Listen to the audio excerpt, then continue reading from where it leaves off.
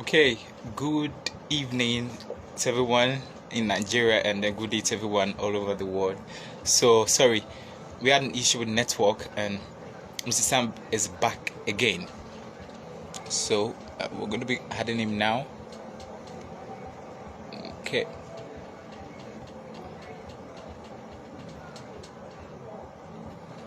Okay. So, today we're talking about business management and financial literacy. This is one of the reasons is because of we want to actually help young people and make people understand how to manage their finances. Very, very important. Very, very important. Okay, Mr. Sam has joined us now.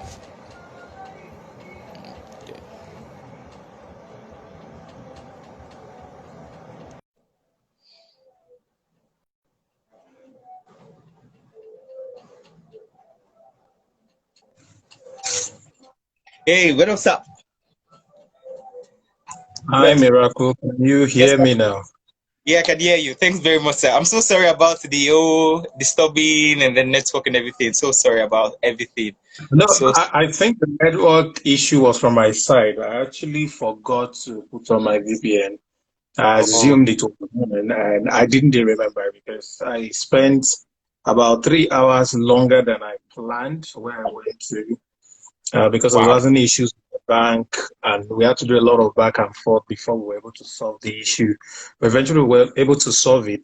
It was Okay. 6 minutes to the time I was supposed to come live with you that I remembered that I had a live test. I was like, oh my goodness, I'm outside. I wasn't sure I had Wi-Fi. I had to find a way to do mobile recharge so that I will have access to internet, and I forgot to do VPN. If not, I would have been able to. But it's cool now that I'm home. I'll be able to spend as much time as possible with you Okay. because the topic you wanted me to talk about is quite huge. So I'll just do my justice to that. So apologies to everyone who had waited, who was online earlier and couldn't meet up with the session. I think I'll compensate with that by delivering more, Thanks very much, hopefully. sir. Thank you very much. Thanks so So, so much. Okay, sir. so So it's it's my a pleasure tradition. to. Yeah, so it's a tradition here to introduce with a little profile we have about you here, and then we open the floor to you. Okay, so Okay. Mr. Sam Harvard, he's a business growth expert, entrepreneur, risk taker. He's also the founder of the Learn or Flex. He's also a life and a finance strategist, author, and a public speaker. So meet Sam Harvard. Thanks very much. Thank you very much. I think I'm excited to meet me as well.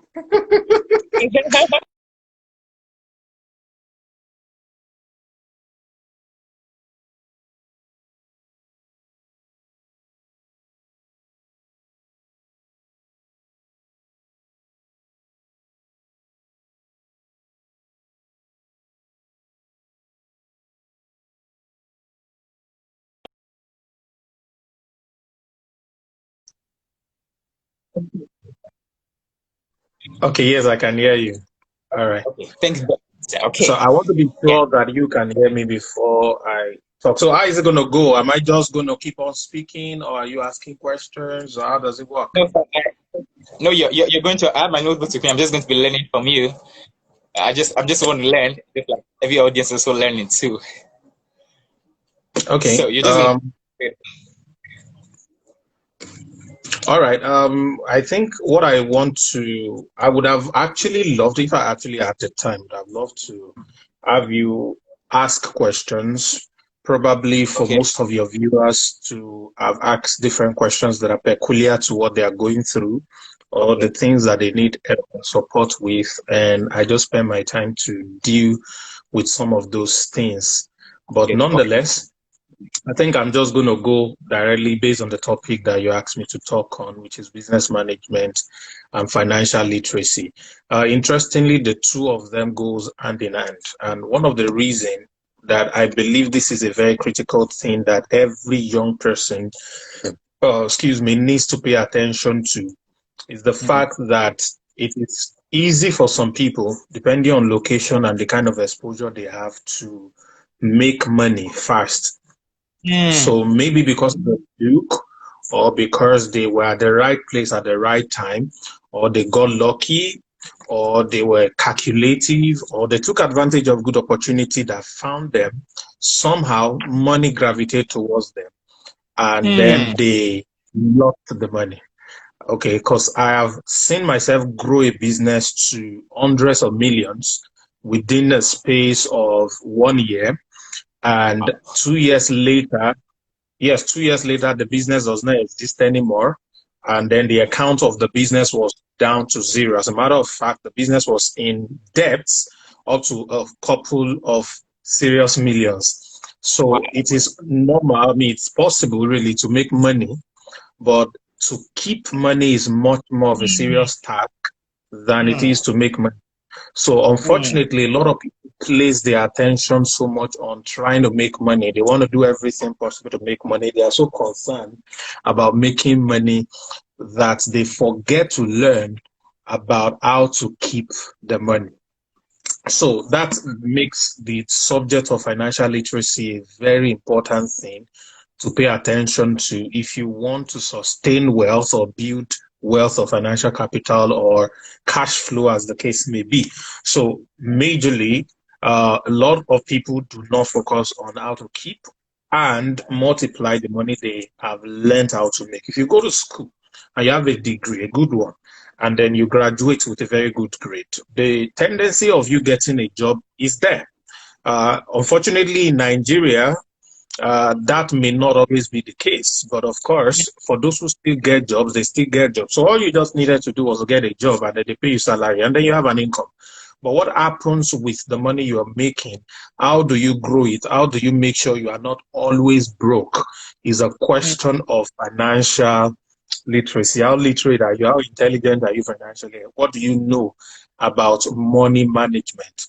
And that really is what's going to help you grow your personal finance or your corporate finance. So yes, you can manage a business very well if you have learned how to manage your personal life very well, because your business is an offshoot of your personal life.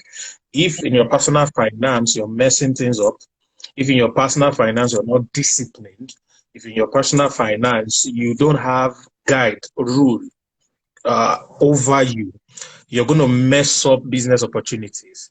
While I was growing up, okay, I'm still growing anyway, but at least when I was probably in my 20s, my late 20s, early 30s, I probably was also gravitated towards trying to do different things to make money. And I built some businesses that crashed afterwards. Uh, I think one of the first business that had the breakthrough, we ran that business for my friend for about 4 5 months. And within those 4 5 months, we were able to do almost a million, about 700,000.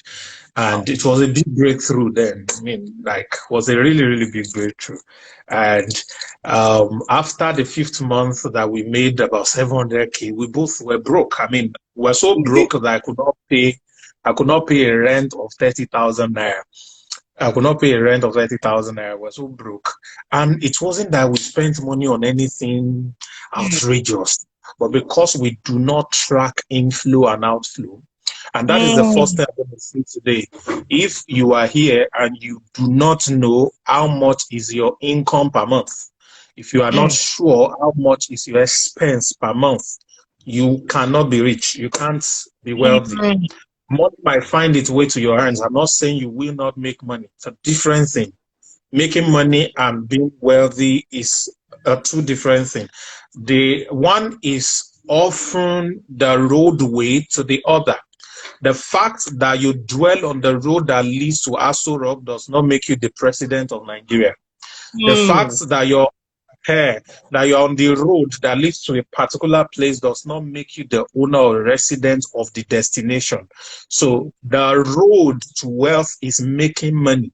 So if you are making money, you are only on the road, you are not there. So don't relax and say, yes, I know how to make money. So that is not all. That, yes, is the foundation. Yes, that's the beginning point. Yes, that's the starting point that everybody should go through. But that is not where you are going. Where you are going is an understanding of how your finance work, how much comes in for you, and how much do you actually spend. Your capacity to understand this is what actually creates a wealthy life, is what creates a balanced business life. So normally people would say your income minus your expense equals your cash flow, right? That's your income that is I minus E equals your cash flow. So if your cash flow is negative, it means your expense is greater than your income. So it is negative. If your cash flow is positive, it means your income is greater than your expense. So it was always I minus E equals to C. That's the formula. So until you have all the variables in this formula, you are not financially literate yet. So the literacy comes when you understand this formula and you know how to make sure that the outcome is always positive. How to make sure that when they subtract everything you spend from everything you make, what is left is positive. That is when you are now financially literate. All right. Because most people, when they start to make money, they start to spend it. They all of a sudden, what used to be good for them are no longer good for them. And it's not really their fault most of the time. It's because the reason a lot of people, now for everyone who is currently live now and those who are going to watch this later, the question you should ask yourself is, yes, you have financial goal, but why? Without having the clarity of the why for your goal, you will mess it up when you achieve the goal. It's very important. If you set a goal, my goal is to make 2 million before the end of this year. If I make that 2 million and I am not clear as to why I want to make 2 million, I will misuse the 2 million. That's why they say when the purpose of a thing is unknown, abuse is inevitable. So the same way it works with finances, if you are not clear about the why for what you want to make money for, you will mess it up. Yahoo boys make money, but less than 0.1% of Yahoo boys are wealthy. Why? Because they do not have the why for making the money they make, even though it's illegal. So yes, a lot of money come to them for whatever thing that they pull, whatever kind of stunts that they pull, but what do they spend the money on? And that is how they go broke very fast, and they are waiting for the next time a maga will peak. So the clarity about why you are trying to make money is what lays the foundation, all right, for the kind of life you're going to have financially. So financial literacy is you understanding what your I is. I for income. Somebody type it, I for income. So I is for income, E is for your expenses, and then when you subtract the expense from the income, what you have is cash flow. If you can do that math right now and you get positive, then you are good. Your job now is to increase the income while you reduce or flatten the expense. Let me repeat myself. Your job is to learn how to increase the income while you flatten the expense. Every business I know I've come in contact with are not just trying only to make more money. They are constantly doing research. They are constantly developing themselves, all right, in a way to find how to reduce expense, how to cut costs, how to spend less and achieve more. So you want to find a way in your business and in your finance, personal finance, to increase your income, but at the same time, find a way to flatten your expense.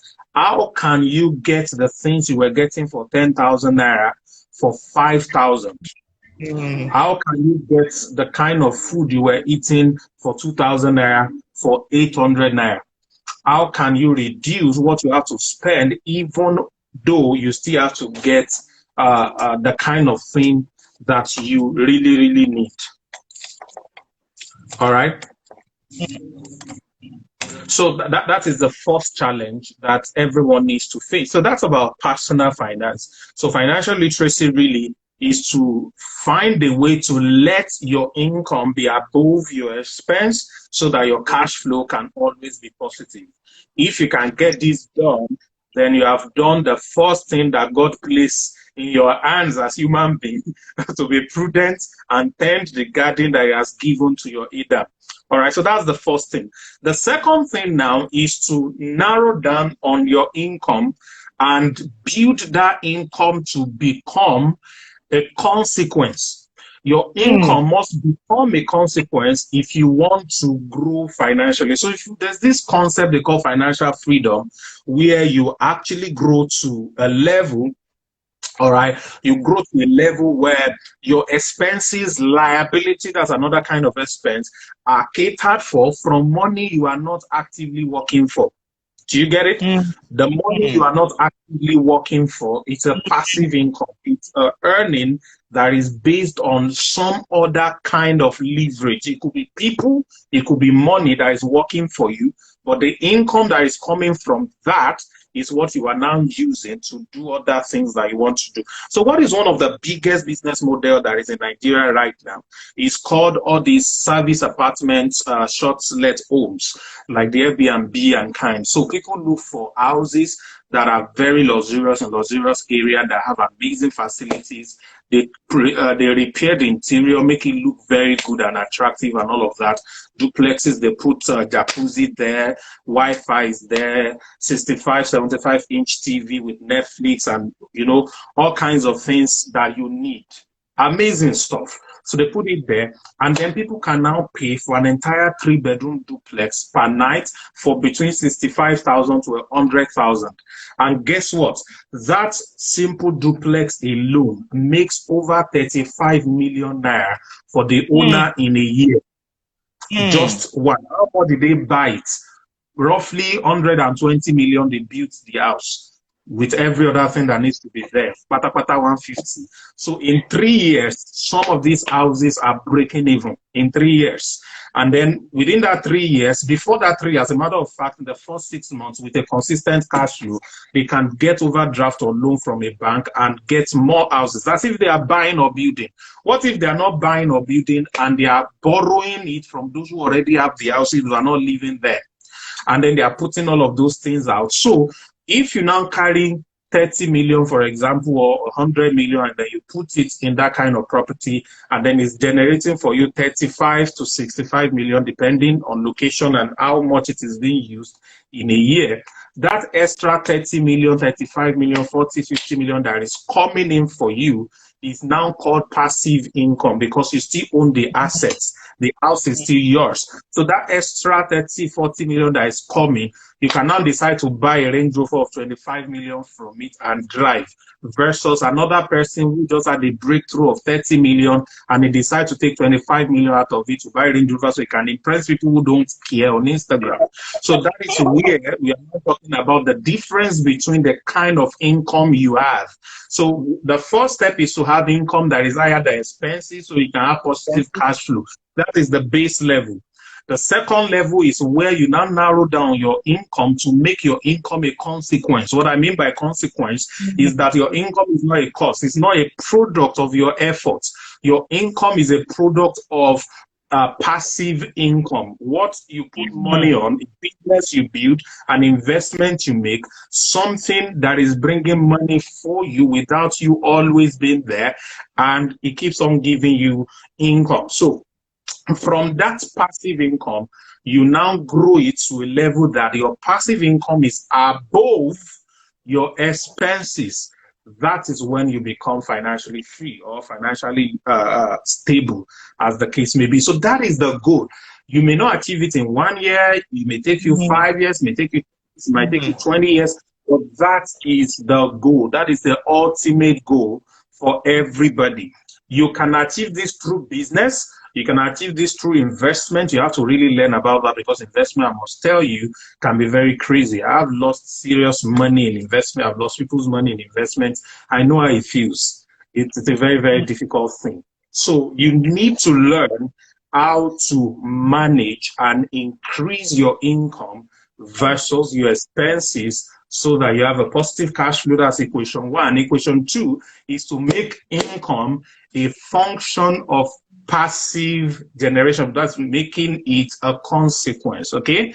So that is what you want to focus on. And when you focus on that, it helps you build, the kind of financial stability that you are looking for. So that's financial literacy. Now I'm going to link it now to business management. Now, what I'm about to share, I mentioned this a couple of days ago, if I'm correct, on IG Live on my page, and I said that I've only taught it one place, and I taught a little bit about it that day on that IG Live. It's a lesson, a business lesson that cost me $2 million to learn.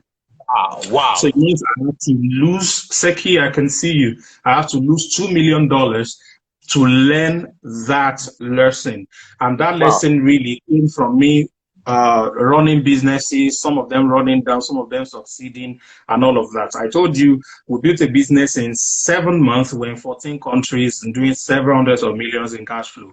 So, but eventually that business is no longer running today because some things went wrong. So what really go wrong with it, or what went wrong with that business, or what can go wrong with a business that seems to be having income, that seems to be making money, because a lot of people just think building business about making money. Let's just do transaction. I sell this, I get money, and then that is all. No. Every successful business needs three things. Every successful business needs three things. I've checked this from personal experiences. I've checked it from experiences of friends, and I've equally checked it from experiences of other businesses that exist today that all of you know about. Three things are common to any business that is going to be sustainable, that is going to be profitable, and that is going to be great in brand, in size, in every other metrics that you want to use in measuring the particular business. So it's very important that you have these three things. If you lack one, you are doomed. If you lack one, my last business before the ones I'm running right now, which was 2 years ago, lacked just one. Okay, they lack half of the other one too. Let's say they have 1.5 out of 3. And even though we make money, the business could not be sustained because we lacked some other parts, and that is really important. So if you want to build business and you're watching this, you want to make money and you're watching this right now, you need to take note on these three amazing things. I'm going to put these three things in a book later on that I'm going to be releasing in 2021, and then I'm going to make a mentorship program around these three things for businesses. By God's grace, I can still mentor people making between 500 million to 1 billion in business. Yes, because I've been there. So I can mentor people who want to make their first $5,000, who want to make. So all of these classes of people or categories of people, I can still mentor you based on my own experiences and the things that I've done wrongly and the things that I did correctly as well. And we can find a way to help push all these businesses to the level or places where they're supposed to be. There are 8 major questions I always ask people when I do business coaching or mentorship for them. I'm not going to mention them today, but I'm going to give you these 3 things that every business must have. They are the 3 pillars of every business. I've only shared it in 2 places. One, and the other one that I did on my IG Live. I feel privileged. You said? I feel privileged, sir. I feel so privileged. Thank you so much for sharing it. All right. So I'm going to talk about them briefly and then link it to financial literacy, and then we can close because I need to get to another meeting. So the first thing, and this is where 95% of people stop. This is where 95% of people stop. The first thing is your idea. Or the product or the service. Idea or the product or the service. Because every product actually starts as an idea. Okay, there's this problem we want to solve, so this is the product we are creating to solve the problem. All right, so let's use this. This is a hand sanitizer. Okay, so this is a product So a lot goes into creating this before it becomes what is in my hand. A lot goes into this. All right. They have to hire people, they have to do all kinds of things, do research, buy raw material, produce it, do everything, package it before we have this. So people most likely, or most of the time, think because they have done so much to generate an idea, develop the idea, package it into a product, then they are entitled to become a big business. They're entitled for people to buy from them. They're entitled to have everything because now we have a product. So there are a lot of people that are listening right now. You have a product or service you are selling. And you think because you have that, then your business will succeed. Oh, we have products, we have service. The product is great, even is the best. If people reject eternal life, how much more your product? What is your product? So your product is nothing when it comes to business development or business growth or business success. It is just 1/3. If you have a great product, you are just one step into the 3. All right. And there's no way you want to succeed with just a good product. So people have good products, great products that solves the problem that they are talking about, that can even do better, outperform some of the other products that other players in their market are producing or presenting. So they can do way better. But so it doesn't matter. So it's not first about your product. So product is just one step out of 3. So I won't take a lot of time talking about product yet, but also coming back to it because it is possible for you to have a mediocre product and still make more money than somebody that has a very, very authentic and great product. It's possible to still have a product that is killing people and still be one of the richest brands in the world.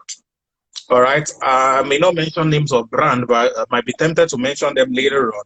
So there's a way that it's not always about your product. I mean, there are businesses that doesn't have any products and they are worth billions and billions of dollars. They don't have any product. So it is not always about your product. So yes, thank God for you that you have a great product. Thank God for you that your services are top notch.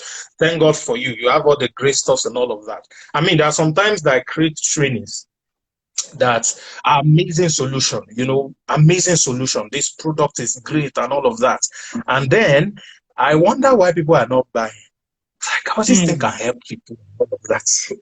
Until I understood that it's not about the product. I mean, I have colleagues who are coaches, business coaches, and all of that, who see some of the product that I have and say, whoa, see, Sam, I will pay you to learn this thing. And I said, okay, so in the last 1 week, how much did you make in your own coaching? They tell me figures that are 100 times what I have made. So if somebody who is so eager to learn my product, about my training, is earning 100 times what I'm earning, then it is not about the product. It is not about the product. So why waste your time focused on just my idea, my product. Oh, my product, oh, is the best. Oh, I should succeed. Nah. So it is not all about product. So what is number 2 thing that you need to have? Before I mention number 2 thing, Coca-Cola, I'm supposed to have one of their bottles, I think taking it away, is selling sugar and water, basically, that naturally harms your health if you consume a lot of it. But they make more money than other products that are probably good for your health. The difference between the two of them is the number 2 thing that every business needs to have before they succeed. It's called marketing. Called marketing. So if you do not have a rock solid marketing strategy or marketing execution, marketing strategy and marketing execution, there are 2 things. You can have an amazing strategy and have a poor execution. You can have a mediocre strategy and have an excellent execution. You will make more money. So execution is the holy grail of marketing, really. But of course, it starts with the strategy. The strategy is great. You can hope for an amazing execution. So How do you talk about this, your product? Because perception is a cognitive realism.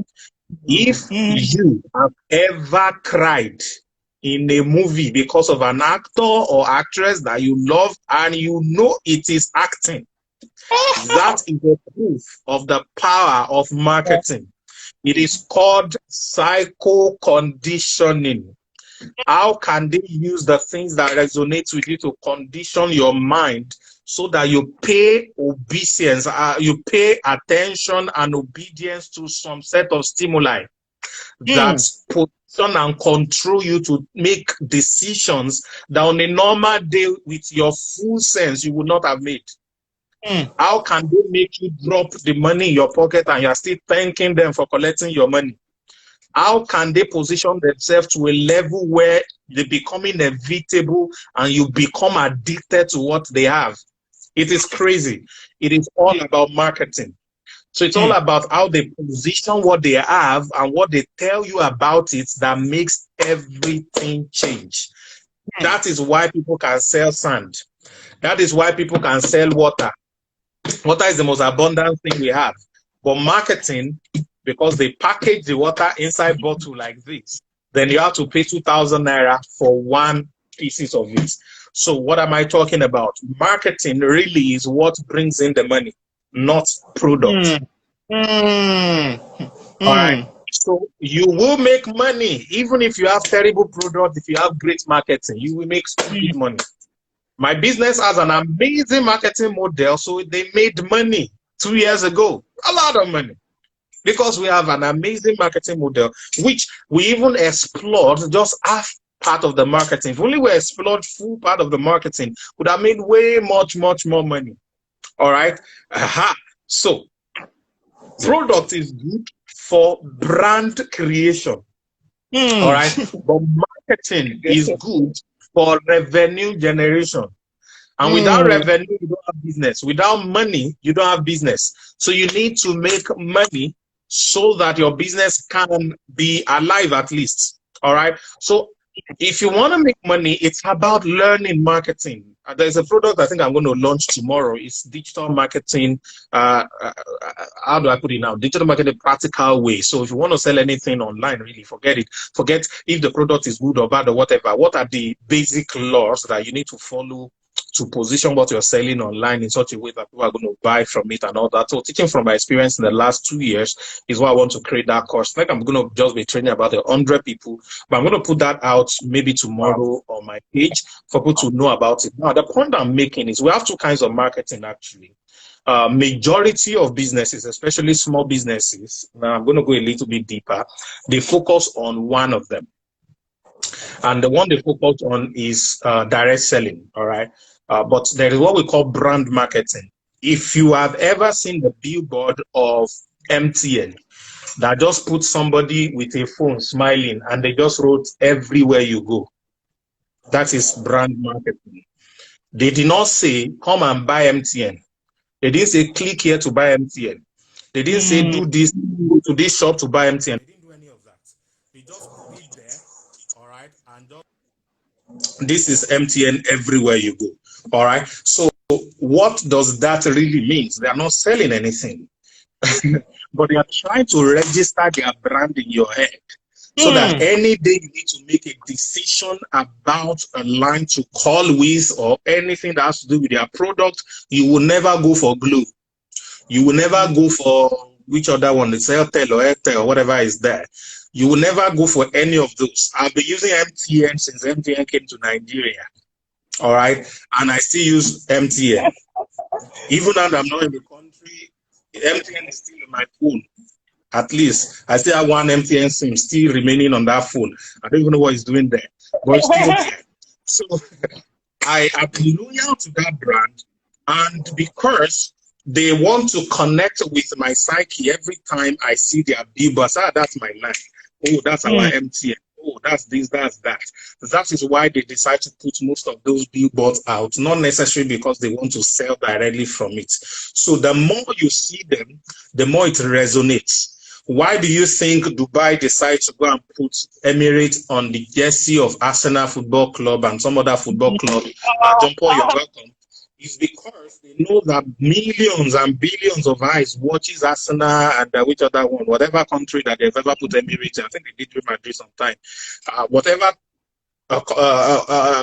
country that those club, those country, those players are playing for, billions of eyes watches them. So the more they keep on saying that name, Fly Emirates, Fly Emirates, Fly Emirates, they are positioning themselves in the mind of people such that eventually one day they will need to book a flight. They will remember Fly Emirates.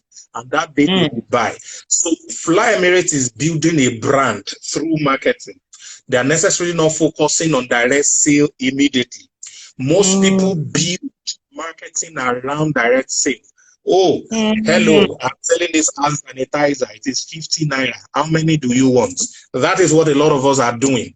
A lot of us are not spending time to explain the benefits of sanitizer, why our sanitizer is different, what are other benefits that you gain if you use this one that other people do not even have? What are the secondary, tertiary benefits of using a sanitizer? Not even talking about their own already. So when you do all of those, you are connecting to people at a level where it will be difficult for them to separate from your product. That's when you build a brand. Now, these two things work hand in hand with the benefit of the product, because when I buy the product for the first time, maybe because I like the packaging or you have a very amazing distribution network and people try it, if it is crap, they will not buy it again. If it is crap, they will do word of mouth, telling others to avoid the product. That is poor for branding. All right. So what if Coca-Cola did? They spend, now write this down, over $7 billion every year on research and development to tell people that their product is not poisonous. To tell and convince people that their product is good. Please, how much are you spending on marketing?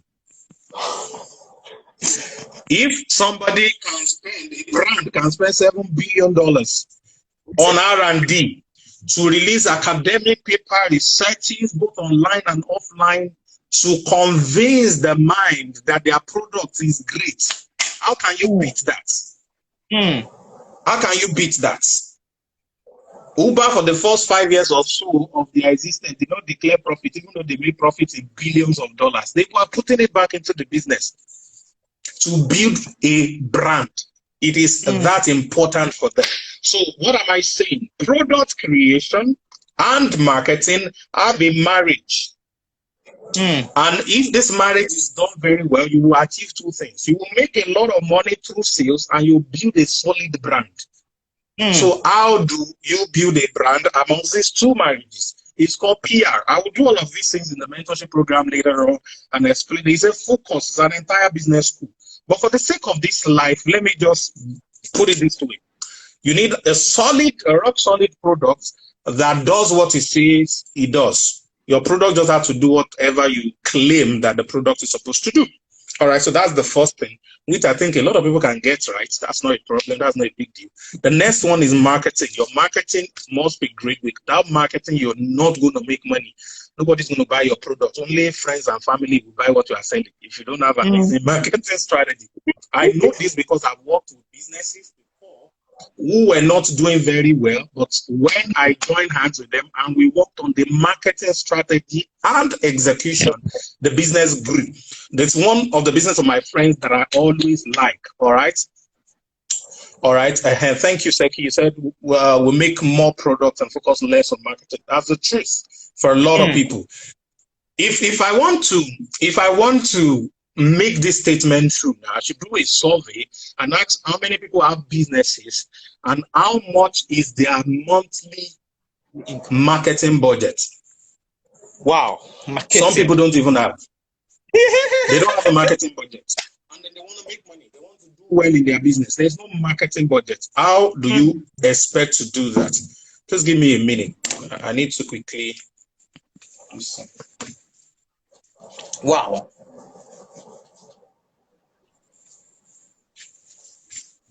All right. I'm back. So how do you expect to do that if you do not have a marketing budget? So it's quite important that you pay attention to your marketing, because that's what brings in the money. So when I joined these guys, they were doing 350,000 per month. It was a training company. They were training core members on professional programs and all of that. Quite great guys and all that. But unfortunately, there were a lot of competition and all of that. So I came in, joined the team. We created a strategy, and then went ahead to execute it in 5 months. They moved from 350 to 5 million plus per month.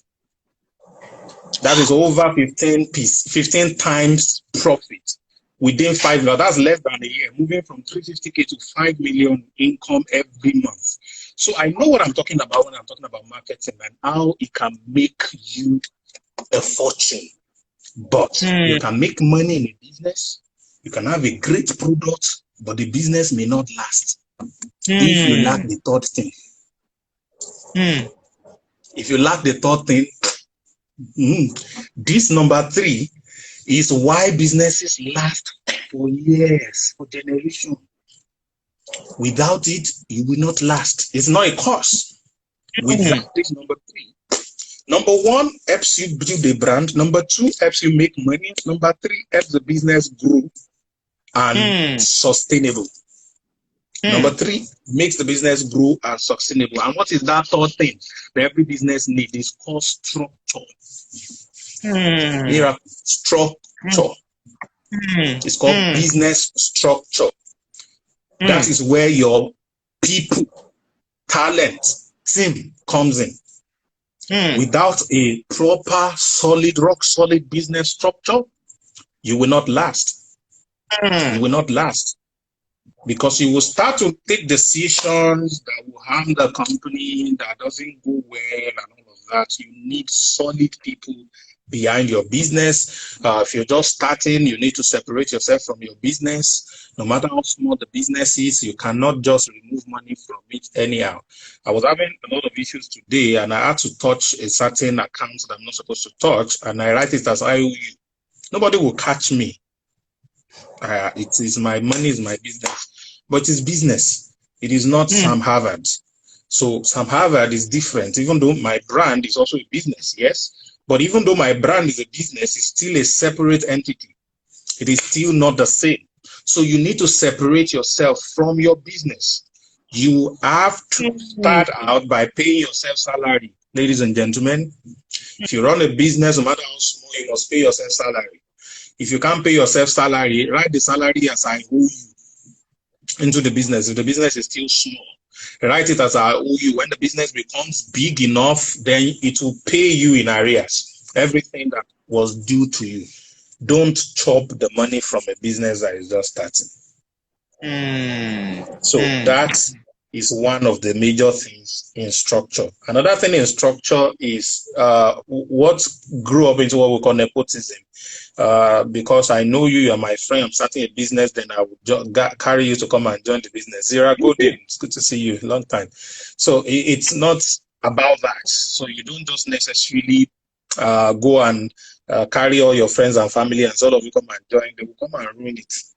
You only make people part of business because of their talent. When I mean talent, it's because of their capacity, their expertise, what they are bringing to the business, to the table, what they are contributing to the growth of the business. That is what you are bringing them in for. All right. So necessarily, it's not because I know you or you're my friend.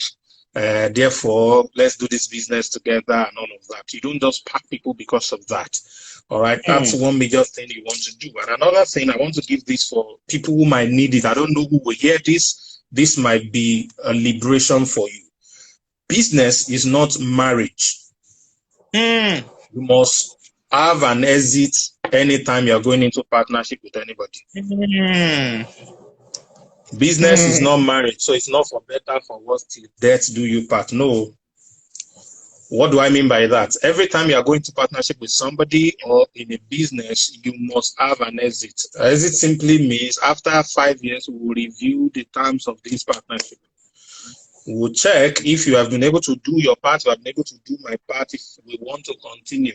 So there must be a review window within every partnership pact you're making with people. So don't just bring people to your board anyhow. Let the MOU or MOA spell it out clearly that we will review the terms of this after so and so time. So when you now have somebody who's supposed to be a part of your business and is not delivering what you expect from the person, you just need to endure till that window elapses. And then when it's time, you say, thank you very much for the last 1 year. We will not be able to continue this. You need to go, da, da, da, da, da. Or if the person surpassed the expectation, thank you very much. I noticed that I gave you too little a share. I want to increase your stake in this business now because you have outperformed my expectation. So please, business is not marriage. It is not for better, for worse. All right? It is for better, for stay, for worse, for scatter, no matter what. So don't carry people based on some dead loyalty, and it will ruin the business. All these things I'm saying, a lot of people might not understand it. These things are big deal. You will not understand it until you get some level in business. You will not understand what I'm saying until you get some level in business. But it's good that you have the knowledge right now. So anytime you are writing MOU or MOA, you know that there must be a clause for review of all the terms after a period of time. So you either review upward or downward, or you remain the same, or you scatter everything. But there must be a review. A lot of people will sit up in marriage if every 10 years they ask couples to come and explain your side, do you want to continue or do you want to? People will probably sit up. At the other hand, people might also mess up because they know I'm only going to stay with you for the first 10 years. After 10 years, I marry another guy, or I marry another guy, I will go. But the point is, in business, you have to have all of that. There must be an opportunity to checkmate the input of everybody in your business. Every human being that makes up the structure of the business, there must be a check on them to make sure that everybody is delivering what is asked of them to deliver before you talk about continuing in business. So these are important things you need to pay attention to when you're building a business. So let's put this all together now. Management and structure helps your business to last. It helps your business to stay long. Marketing brings money to the business. If making money is all you want, invest in marketing. Write this down. You must never, if you want to build a business, spend less than 30% of your income into marketing. It must never be less than 30%. Minimum of 30% of your income must go into marketing. Minimum of 30% of your income must go into marketing. Minimum 30% of your income must go into marketing. So you must keep that going. And when you are doing marketing, that sometimes you have to do brand marketing, which is to talk about the brand, and do PR for your product, which majorly, when I say it online, I talk about educating people about your product. Not first about your brand, not even about the name of your brand. It's about the industry, the niche you are in, and the purpose of your product. What your product really do to people. You need to educate them about it first, so that eventually, when people need to think about that kind of product, it is your name, your brand name that will come to mind. Because you have been the one telling them things about it. You have been the one educating them about it. You have been the one helping them to solve problems about it. And that is how they are going to come to you. So it is not just about, hey, we are selling this, look at us, we are the best and all of that. How much do you care and how much information you bring to the table to help people understand why they even need your kind of product in the first place and why they should do business with your kind of brand in the first place. So you need to put all of those things out. That is why you discover when you and I were growing up, okay, maybe we grew up at the same time, but when I was growing up, every, I think 2 or 3 times a year, Coca-Cola would do promo. Yeah. And they have different kinds of promo, apart from foundations and stuff and all of that. So I remember myself and some of my peers would go to where they sell drinks and stuff and start picking crown cocks, looking for free drinks and some other things that we wanted to win. So those things made us all to always like to drink a Coke. All right. Although when I was growing up, we only take Coke during Christmas, and you only have one. So if you like, finish it at once. If you like, preserve it. If you like, eat it on Christmas Day. If you like, take it before Christmas. You are only entitled to one Coke in a year. One Coke in a year. So, but there's sometimes that some friends of dad visit us and then say, "All of you can buy Coke." So we take Coke because that's a special Christmas. So any man that buys us things like that, we just like him very well. Be asking our dad, when is Uncle Francis coming again now? When is he coming again? Because he was going to give us Coke and all of that. And sometimes Momsy decides to make us happy and buy one Coke and share it among 5 children. Last born will take the one in the bottle because the last born believes the one in the bottle, even though it's the smallest in portion, is the one that is plentier. So the point is, they made it a family thing. All of us look forward to it. So we grew up loving it. All right. How many of you know the brand Bonvita? Type it. Type 111 if you know Bonvita. If you are listening to it, you know Bonvita. Type 111. So I want to go a little bit back memory lane for those of you who might probably know that particular brand. Bonvita is one product by Cadbury? I think it's Cadbury. I think it's Cadbury that produced it, that have it's like what Yoruba people will call Gbogbo Nishe. All right. Bonvita over the years has represented a lot of things. It has been the drink for pregnant women before. It has also been the drink for nursing mother. It has also been the drink for growing up child that wants to have muscle or be strong and all of that. It has also been that. That's also been the drink for people who want to do sports, wants to be agile. So it has been the drink for all kinds of products over the year.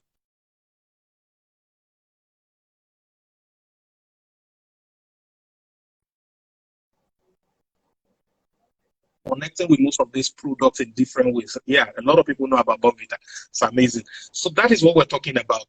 They spend time to put a memory about their product in our head to represent some kind of things that we all want to interrelate with or relate with or have to take over and over. So 3 things that will make your business strong or that will build your business and make it right. Number 1 is a rock solid product.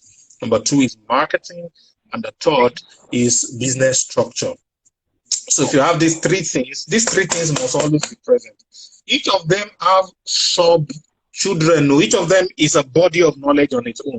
It means you can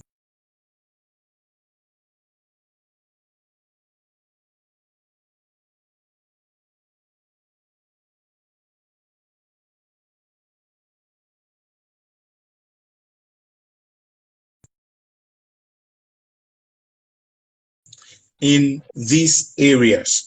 If you cannot pay them consistently as an employee, hire consultants who are specialists in each of these areas. There are people who pay me $1,000 a month to speak to them 4 times a month about marketing. All right. There are people who pay way more than that. There was a company who was to sell what do you call this thing? Electricity and all of that. And I consulted for them about marketing. In 1 month, they paid me $2 million to do just to talk to them. That's because they value the kind of information that we're going to give out to them. That is why they are paying that. Some, you will ask them to come and pay 10,000 naira for training. Like I did something crazy a few days ago. I think it's still on. I was supposed to take it down last night, but I think I've not had time to be online to do that. I'm going to take 6 trainings and then give 1 month mentorship to people. And I said I wasn't charging anything, but because I wanted them to take it serious, they should pay 1,000 naira. And some people are insulting me. They call me scam, everything. Each time I see those comments, I laugh. It's like, oh, seriously? So you don't have an idea. So that is the kind of mindset that a lot of people have, and they want to make money. They call themselves entrepreneurs. They say they have businesses and they want to grow. How do you grow when you don't value knowledge? So you need these 3 major things to make your business sustainable. And you need financial literacy. When your business started making money for you, what do you do with the money? How much is the business making for you? And how much are you spending?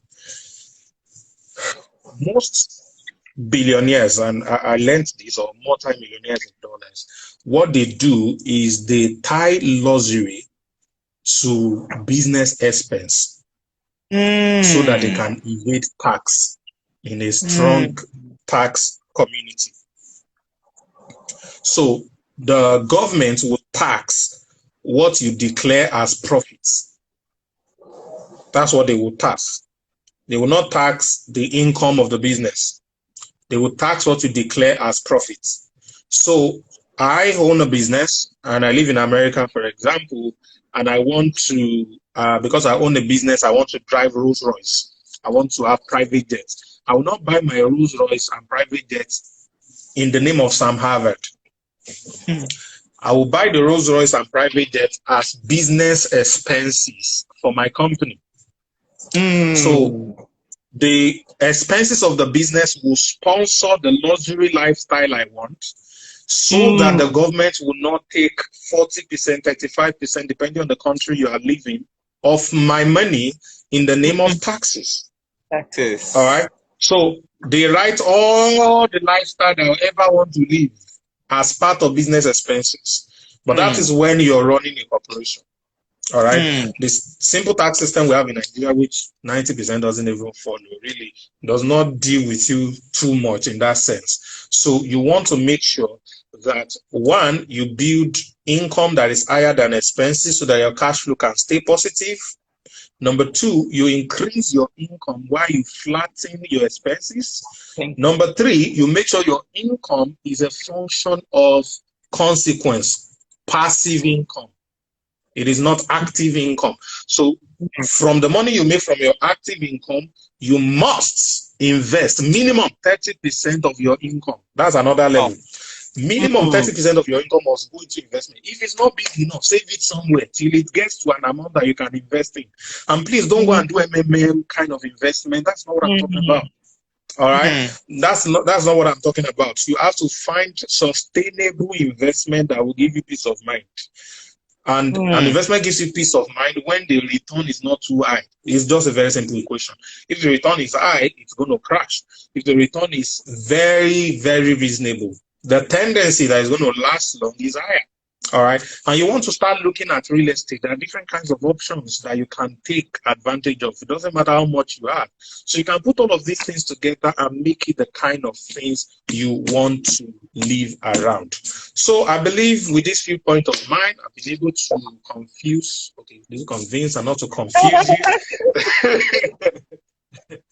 You can actually build an amazing business when you put in consideration the three things I've shared, and of course, the formula of financial literacy that I've talked about. So if you have questions, I can take one or two questions before we close the session. Thank you very much. Wow. Mr. Sam, I don't know what to say. I don't know how to say thank you. I don't want to say thank you, but I'm going to say this from the bottom of my heart that this is a very great investment that you have done for the student leadership and for me personally. I want to say a very big thank you for this. A very big thank you. Very, very big thank you. I don't know, but it is not normal to get people to just do things like this and speak for free like this. And I find it like a very great privilege to have you speak. Thank you so much, Mr. Sam. Thank you so much. I really do appreciate it. Thank you so much. And I discovered that the questions I was meant to ask you, you were answering everything when you were talking. So you as you were talking, you were answering the questions. You were answering them. And wow. I'm like, okay, which other question do I want to be asked again? And then so I'm going to give room for anybody who asks questions right now to actually allow Mr. Sam go. Thanks very much for joining. Mr. Fred, thank you very much for joining. Mr. Fred, he was a candidate for a town. It was a former commissioner for Leesburg in USA, Florida. Thanks very much for joining. Thanks so much, sir. He's going on with great support to the student leadership. I think no. Okay, Mr. Sam, thanks so much, sir. I don't know what to say. Thank you so much, sir. Thank you so much. It's a privilege. Thanks a lot, too.